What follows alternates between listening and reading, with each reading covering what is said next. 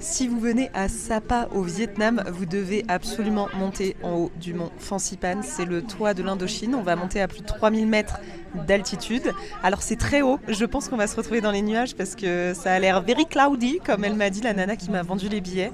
Donc on n'aura peut-être pas un ciel dégagé. Vérifiez la météo, essayez d'y aller quand il fait le plus beau possible. Mais c'est vraiment une activité à faire. Attention, il va y avoir beaucoup de marches en haut. C'est un petit spoiler, mais évidemment je vous emmène. Et là, regardez, on va partir sur le plus long téléphérique du monde. Je suis actuellement dans la cabine, je vous retourne pour que vous voyiez le départ. Et on est parti pour, je crois, plus d'une demi-heure de télécabine au-dessus des rizières de Sapa.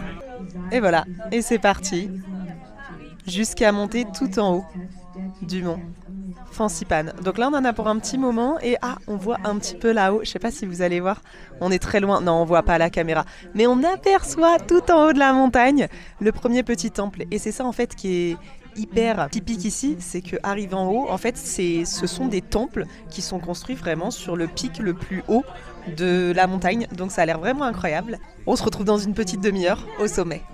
Après 20 minutes de téléphérique, nous voici arrivés clairement dans les nuages. Voilà, on n'a aucune visibilité autour, mais après il y a du vent et ça tourne vite. Donc je me dis peut-être qu'avec un peu de chance, ça se dégagera par moment et on aura une belle vue. Mais là tout de suite, c'est très cloudy, very cloudy comme elle m'a dit la dame en bas. Et effectivement, je vous mets de l'autre côté. Là on a l'impression qu'on voit, mais en vrai on voit pas à 10 mètres quoi. C'est tout blanc tout autour.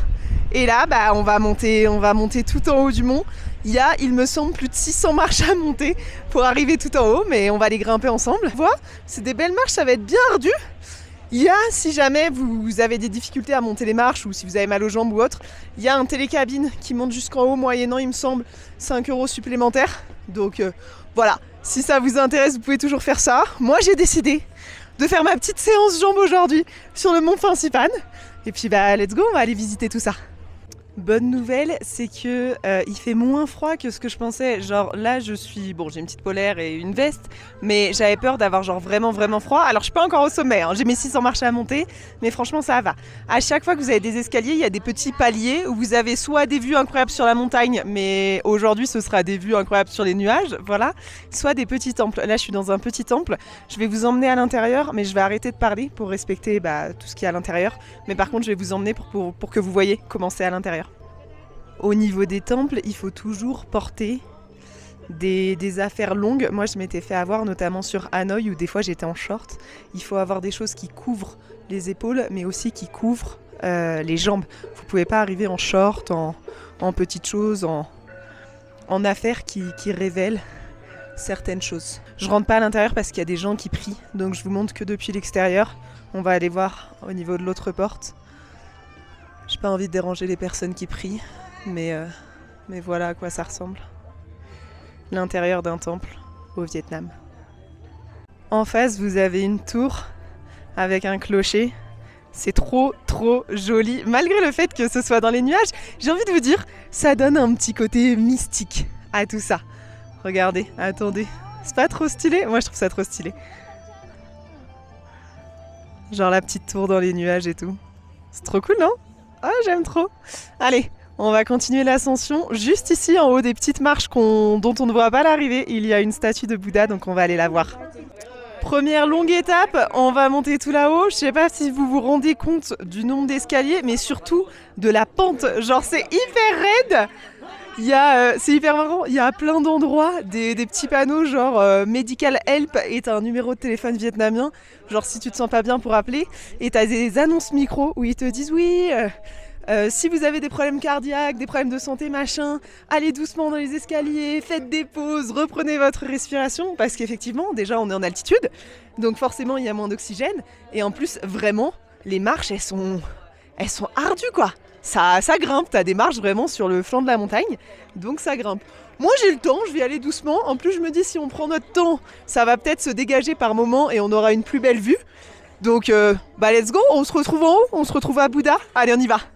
Nous voici arrivés au pied de l'immense Bouddha. Je sais pas si vous vous rendez bien compte de la hauteur à laquelle il est, mais il est immense.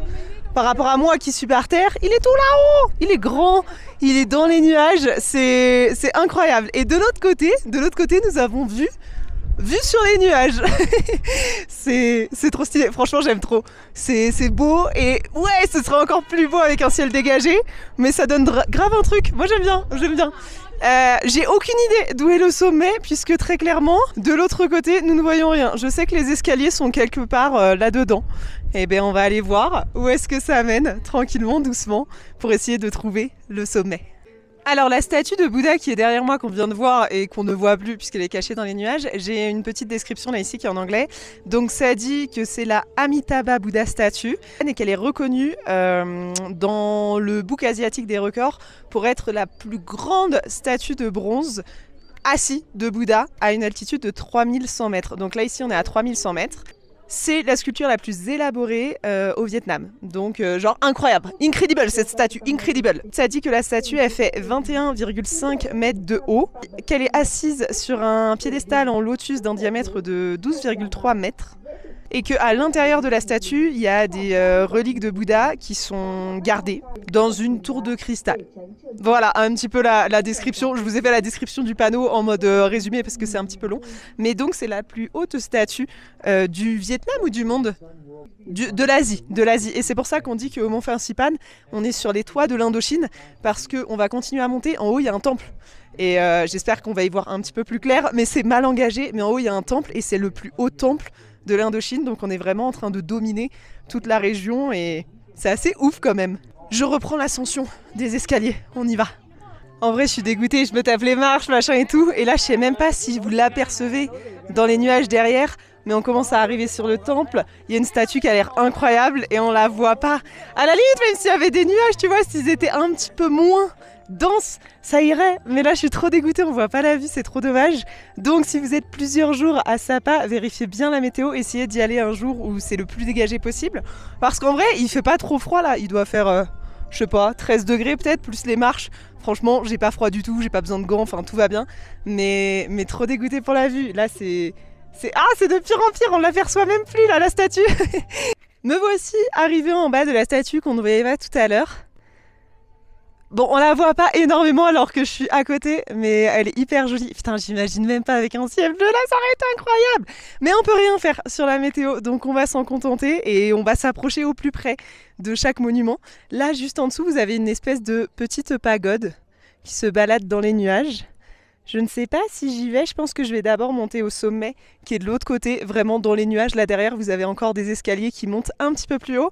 Le pic du sommet, si je dis pas de bêtises, c'est 3143 mètres d'altitude.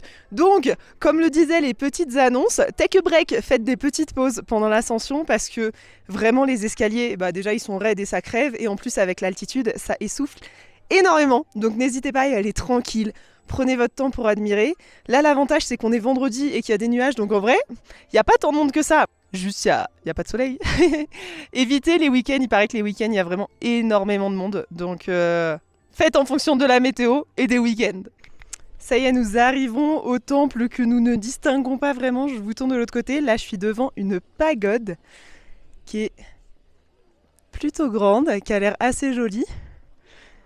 Quand il y a des pagodes, là je les vois pas, mais je pense qu'ils les ont rentrées. Il y a des drapeaux autour et les drapeaux c'est genre des couleurs différentes. Il y a pas mal de orange, de bleu et de blanc dessus. Ça signifie que vous avez une pagode à côté. Mais là je pense que normalement ils sont sur ces piquets là, les drapeaux, mais qu'ils ont dû les ranger comme il fait pas très beau. Voilà. Et là on va arriver sur le temple juste derrière. Vous voyez, je suis un petit peu essoufflée, hein, parce qu'il y a pas mal de marches à grimper quand même. Et on va aller voir comment c'est à l'intérieur. Là, je suis dans un passage intérieur, un petit peu un couloir de temple. Il y a des super jolies statues, comme vous pouvez voir. Il y en a tout le long du couloir et on va ressortir de l'autre côté. Et on est de l'autre côté du temple. Donc, au lieu de prendre le couloir extérieur, j'ai pris le couloir intérieur. Je vous retourne. Et nous voici de l'autre côté, à la sortie du temple. On va essayer d'avancer. Est-ce que ça se dégage un peu là? Non, ça se dégage pas du tout. C'est hyper joli autour. On n'est pas encore en sommet, hein. Là je vois des escaliers qui montent encore derrière cette petite porte, mais on va faire toute cette partie là d'abord. Voici l'intérieur d'un temple.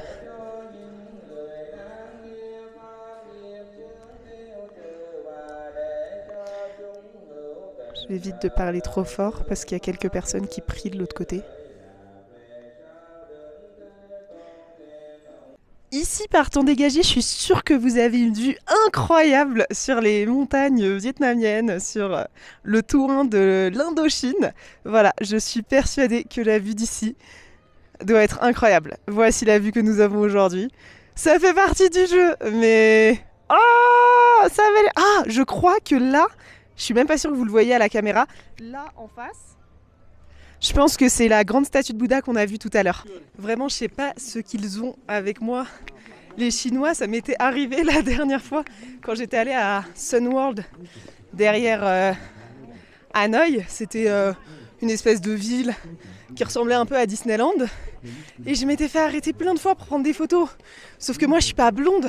Il y a le cliché d'arrêter les blondes, tu vois, parce qu'ils ont pas l'habitude. Je suis grande, mais je suis pas blonde. Et là, j'étais en train de grimper mes petites marches. Ouh, c'est fatigant. Et il y a une dame, une chinoise qui me tape sur l'épaule en mode picture, et qui a pris... Ah, je suis fatiguée. Des photos avec moi dans les escaliers. Genre en mode, je suis une attraction touristique en fait. Alors que... Bah, j'ai rien de spécial. Là, il y a devant moi les petits drapeaux dont je vous parlais tout à l'heure. Ils sont rangés. Je sais pas si vous allez les voir. Attendez, je monte la caméra. Ça a été... On va se rapprocher un petit peu. Mais les drapeaux qui annoncent une pagode, c'est ceux-là. C'est blanc, orange, jaune, bleu. Il n'y en a pas beaucoup. Ils les ont rangés pour la plupart. Mais c'est vraiment... Attendez. Ah, c'est vraiment ces drapeaux-là, là. Quand ils sont ouverts, c'est des jolis drapeaux. Et ça annonce du coup qu'il y a une pagode pas loin. Bon, on n'a pas fini l'ascension, hein. Il faut encore grimper tout là-haut. Mais bah on va y aller. Et j'ai l'impression que ça se dégage un tout petit peu. Donc j'espère. Ok les gars, je suis passée d'une traite. Je suis essoufflée. Mais je l'ai fait. On est au sommet. Et on est au-dessus des nuages. Regardez, il y a du ciel bleu. Il y a le drapeau vietnamien là-haut. Et on est vraiment au sommet. Je vous mets de l'autre côté. Là vous avez le pic. Mont Phasipan. 3143 mètres. Le drapeau dans l'air. Et vous êtes vraiment au-dessus des nuages. Ok, c'est incroyable. Oh là là! Regardez comment c'est stylé! C'est en train de se dégager un petit peu. Ah, c'est trop beau, je suis trop contente. Je suis émue presque. Oh là là, c'est trop stylé! J'espère que vous m'entendiez bien juste avant. Je sais pas si le micro était branché. Dans le doute, je vous refais un petit tour. On est au sommet. Top of Indochina. On est vraiment arrivé tout en haut. C'est trop stylé. J'adore, vraiment j'adore. Oh, c'est trop cool. Oh, le temps que je sorte ma caméra, c'est retourné dans les nuages. Ça s'était dissipé au niveau du temple, on voyait. Je crois que j'ai réussi à prendre une photo dégagée, donc n'hésitez pas à aller voir les stories sur Instagram où je vous balance vraiment toutes les infos. Ah, c'est trop dommage. Je vais attendre, de toute façon, je suis bien là au sommet, donc je vais attendre un petit peu. Il y a des moments où il y a un peu moins de nuages et où le temps se dégage un petit peu. Donc je vais essayer d'attendre, voir si j'arrive à choper le temple en vidéo pour vous le montrer. C'est ouf. S'il n'y a pas les nuages, c'est incroyable, incroyable, vraiment il faut le faire, c'est vraiment quelque chose à faire. Petite accalmie, j'ai pas le temps de sortir le micro, j'espère que vous m'entendrez quand même. Mais regardez comment c'est incroyable. C'est pas trop beau et ça va tout de suite revenir dans les nuages parce que voilà, à des moments ça passe, on arrive à voir quelque chose. Oh là là là là là là, c'est trop beau. Incroyable avec la petite statue au bout là-bas. Ok, va y avoir la cérémonie du drapeau, donc je reste, ils l'ont enlevé, ils vont le remettre, je savais pas, donc je vous filme tout ça.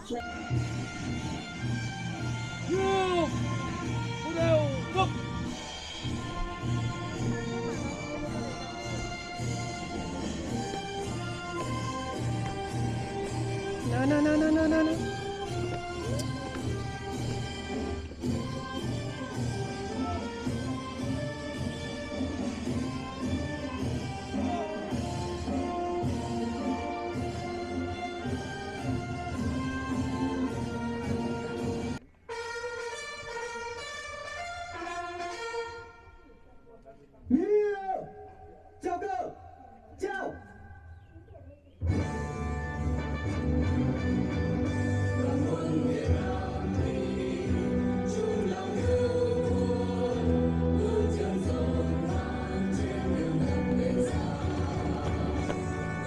à force d'attendre que les nuages se dissipent, et bah écoutez, ils se dissipent. En plus, vous avez vu, j'ai pu assister à la cérémonie du drapeau. C'est ouf, j'étais vraiment juste devant. Je sais pas ce que je foutais là, mais j'étais là. Bon moment, bon endroit.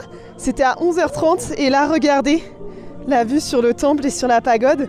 Je commence à redescendre et la vue se dégage un petit peu, donc c'est trop cool. Je suis trop contente d'être là.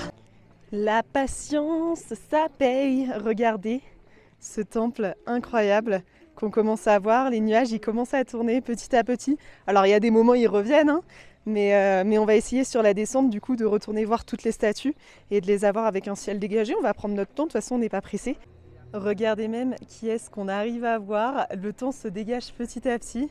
L'immense statue de Bouddha qui regarde vers la vallée par où on est arrivé. Franchement, il faut venir ici, hein. Il faut venir ici, c'est trop beau. Je vais vous laisser avec la statue de Bouddha qui s'est dégagée en arrière-plan.